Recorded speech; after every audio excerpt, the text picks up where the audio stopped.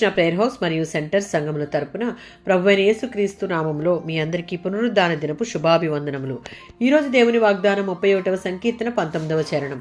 యెహోవా యందు భయభక్తులు గలవారి నిమిత్తము నీవు దాచి ఉంచిన మేలు ఎంతో గొప్పది. 31వ సంకీర్తన 19 నుంచి 22 చరణాలలో దేవుని యందు భయభక్తులు కలిగి ఆయన యందు సంపూర్ణ నమ్మకం ఉంచి ప్రార్థిస్తే ఆ ప్రార్థన దేవుడు వింటాడు.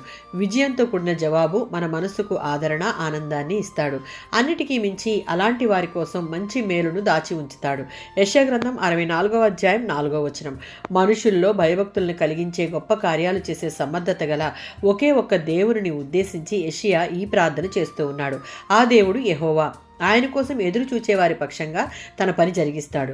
దేవుని యొక్క రక్షణ శక్తిని అనుభవించడానికి ఆయనలో నమ్మిక, ఆయన మీద ఆధారపడడం అనే లక్షణాలు కలిగి ఉండాలి. 1 కొరింథీయులకు రాసిన పత్రిక 2వ అధ్యాయం 9-10 వచనాలలో ఆయన యందు భయభక్తులు కలిగిన వారు తప్పక దేవుని ప్రేమించేవారుగా ఉంటారు.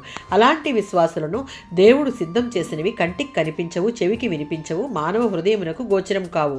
అవి దేవుడు వెల్లడిస్తే తప్ప, మనం ఆయనతో సహవసించే వారంగా ఉంటే తప్ప అవి దేవుడు మనకు బయలుపరచడు.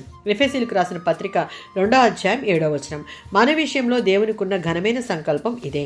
ఆయన మన ఎడల కలిగి ఉన్న చిత్తంలో ఉన్న వాటి వల్ల మనకు కలిగే మేలులు, ఆశీర్వాదాలు ఎవరూ కనీసం ఊహించలేరు. ఆయన ఆలోచించగలిగిన అతి శ్రేష్టమైన దీవెనలు, వరాలు, బహుమతులు మనపై వర్షంలా కురిపించడం ద్వారా మన పట్ల తనకున్న ప్రేమను సంతృప్తి పరుచుకుంటాడు. శాశ్వత యుగాలు ఆయన అలా చేస్తూనే ఉంటాడు.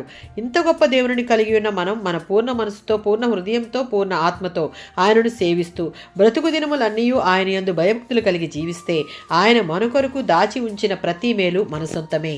ఆమేన్.